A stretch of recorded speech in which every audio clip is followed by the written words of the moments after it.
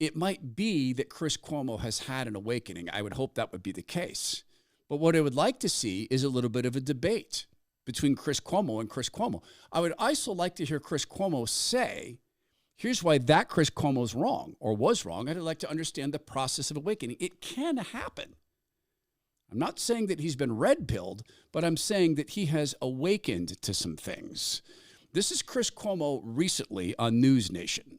In calamity, there is clarity, okay? If it seems weird to you that in America, let's go, some are choosing to support the efforts of a terror organization, you're right. That is weird. And if it seems like people are targeting Jewish Americans like this was the late 1930s, you're right. They are. And that's weird. So you need to focus on it and understand why. Now, this is really interesting because Chris is about to have us focus on why. Well, this is a breath of fresh air, so to speak, because Chris is going to say some things that a lot of us have been saying. So when you hear this, judge for yourself. Is this a genuine conversion by Chris Cuomo or not? Here's the good news. Stop worrying about the other party, okay? We have much, much bigger problems. We have a common enemy, which has revealed itself, and it has been feeding off our manufactured fights, and it has several heads. We see Russian troll farms starting fights on whatever the culture war of the moment is. Race, right, left. Please remember the topic about race, right, left. Please remember these words coming out of a newly awakened Chris Cuomo. Reproductive rights, identity, and now the equities of the Middle East. They are assisting the head of the terror snake, Iran, the country that none of our leadership wants to take head on. They are using the internet to seed fundamentalism in our ranks. That's what's happening on campus. Now, the protests are real, just as the suffering in Gaza is. Remember this, the protests are real and organic. Did Chris truly make a turn? Now, one thing I can tell you, because I can look at the process and see it and understand, he's reading stuff. Now, here's my supposition about Cuomo. He's an actor. And these are the lines he's told to read, and he's happy to do this. I don't know if this is Chris's opinion or not, because, again, I'm going to remind you of the old Chris Cuomo. Real. And I believe the suffering is intolerable and should and must end. There must be more aid. There must be media access. But okay, the media access we can get, and we'll play this later this week, you can watch as a kid who's playing a Palestinian, and may well be a Palestinian, is pretending to be deeply hurt, but then he screws up his lines, and they say cut, and they retake, and the media plays along. Embracing a terror organization and wearing these Sadat scarves. We've never seen anything like this before. And a big reason for that is because what we're seeing now is not organic. Now, this should be an easy sell for the majority of you, right? Who are just onlookers, watching all the crazy on campus and in our politics. But for those who are in the trenches, let me just give me a second and just think about this, right? Then you can go back to threatening me online while you're saying you're for peace, and then you're telling me you want to kill me. But just see if you can keep two ideas in your head at once. Have you ever wondered why the Arab community doesn't provide the services and assistance to Palestine that Israel does? These are good points. Where were they years ago? Why are they here now? This, to me, is part of the big pivot. Great oppressor. Why Israel includes more Palestinians as citizens than just about any other Arab place relatively. And why are the Arabs saying no more refugees? I want to show you something. This is Egypt's border. Now, he is touting a border. He knows why that border's there. Remember this as we talk about the old Chris Cuomo. With Palestine. You see the big wall with all the razor wire? That's the Egypt side. Look like brotherly love? Does this look like just wanting Palestinians to not have to surrender their land? That's why we want them to stay there.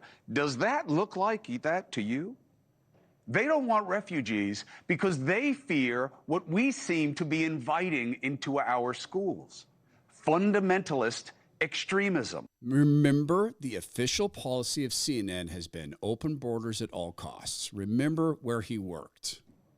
Look at that wall, okay? Now, here's the real twist. Guess who's helping Egypt pay to keep out Palestinians? We are. Egypt asks the United States to help keep out the same people that they're saying they are protecting from an American-sponsored genocide. Again, Egypt asks America to help pay to keep out the same people that it says it wants to protect from genocide. Maybe rethink what TikTok is ramming down your throats. Maybe it's more complex. More complex. Remember that statement, too. Maybe that's why it's been a mess for so long. So if the realities haven't changed, what has? The information war online, that's right. And Bernie Sanders, Senator, Vermont, says this situation could be Biden's Vietnam.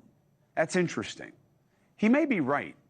But I'm not sure that the battle is what happens in the Middle East as much as it is the efforts of enemies to poison minds online using the Middle East currently as an article of convenience, just as they used the impeachments, the Trump trials, reproductive rights, the culture wars. And we keep taking the bait to attack each other, growing weaker and weaker. And they love it. And that's why Hamas came out today and said the protests are growing great. We've never heard anything like that before. A terror organization celebrating what is happening in America. Iran and Russia and all the frenemies are getting what they want. And as for Senator Sanders, my question to you, sir, is what are you doing about it? These are not like the protests you were in the 60s about Vietnam. Protesting the war there wasn't tantamount to joining the Viet Cong. My question to the senator is, are you going to duck this war as well? Conscientious objection is not enough today, as it was for you back then. You must join with all leaders at home to fight against the foreign enemies that are affecting us here. The foreign enemies that are affecting us here. Let's remember all of that. Now, by the way, Chris Cuomo's really good at that. That's really good. He's really good at reading that stuff. He's a really good actor, if he's an actor. I would like to understand how Chris changed. I want to understand the redemption story. Incidentally, I didn't hear this. George Soros, as you know, is paying these students who are driving these protests. They're at Cal Poly, they're at MIT, they're at Georgetown, they're at the University of Minnesota, they're in Texas. They're in California. They're all over the country, in Georgia. Soros, this is from the New York Post, is paying well-practiced, well-trained student agitators and sometimes non-student agitators to drive these protests. Where was that bit of information from Cuomo? It's a decent report, and he's really good at what he does. But I question what happens to cause a man to change this way. I can tell you this. I do know from back in the day that the people who called me a conspiracy theorist, they haven't changed a bit. I know this. What has changed is their audience. And as their audience has shifted over to being aware of what's going on and aware of what's been done to them, people are making this shift. So it was a good report from Cuomo. My question is, what happened to the old Chris Cuomo? How do you feel about becoming the face of political resistance to the Black Lives Matter movement? First of all, that's completely... So let's think about the Black Lives Matter movement. What do we want? Dead cops. When do we want them now? What's the design of the name Black Lives Matter? It's to say, what about white lives? That's the design of it. Who started it? Trained Marxist. What was the goal? Marxism. It never had anything to do with George Floyd. It had to do with a cultural revolution. It was designed that way. The people who ran it got rich. They got cops killed. There was a 100 to 200% increase in ambush murders of cops. Chris Cuomo was taking the side of a domestic terror group that was purposely tearing the country apart. What's happened to Chris Cuomo? A ridiculous statement. I'm not the face of anything opposing the Black Lives Matter movement. I was a person scared for my life who was protecting my wife, my home, my hearth, my livelihood. And you remember this. This was the case. It was Mark McCluskey and his wife. During the Black Lives Matter Incorporated riots, they were threatening to and sometimes carrying through with burning down neighborhoods. I remember in Seattle, the chant was, get the fire, gentrifier, gentrifier, get the fire, get the fire. That was the chant. It was a threat to burn people out of their houses. You will remember the takeover of the Miracle Mile in Chicago. You'll remember the takeover of the 6 blocks of Capitol Hill in Seattle. You remember the year-long effort to break into a federal courthouse and to murder cops. You remember all of this. And Chris Cuomo, a guy who said, why are we letting the enemies divide us? Why are we seeing the backing of a terror group back to terror group? What has happened to Chris Cuomo? I was a victim of a mob that came through the gate. I didn't care what color they were. I didn't care what their motivation was. I was frightened. I was assaulted, and I was in imminent fear that they would run me over, kill me, burn my house. And you have to have this in the context of St. Louis, where on June the 2nd of this year, I watched the city burn. I watched the 7-Eleven get smashed in, looted, and burned for 40 minutes on live television with nobody showing up to do anything. And I realized at that time we're on our own. When bad things happen, they unpredictably turn really bad, real fast. That same night, retired St. Louis Police Captain David Doran was murdered.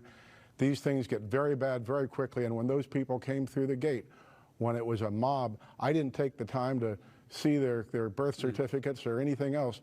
I was defending my house, my life, my wife, and what I've spent 32 years building there. I understand what you say your rationale was. To be clear, did anything happen to you or your property?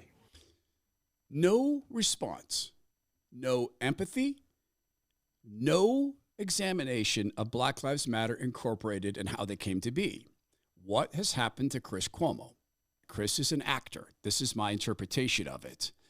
To go several months later or even a year or two later and suddenly say, I'm really, really concerned about division in this country and how easy it is for us to be divided. Well, there has to be some change, some awakening. In the Bible, in Galatians chapter 6, verse 3, it says, if anyone thinks they are something when they're not, they deceive themselves. In Luke chapter 12, verse 2, it says, there's nothing concealed that will not be disclosed or hidden that will not be made known. I'm curious about Chris Cuomo because I don't know him. I've never met him. Is he thinking he's something he's not? Or has he had a true awakening?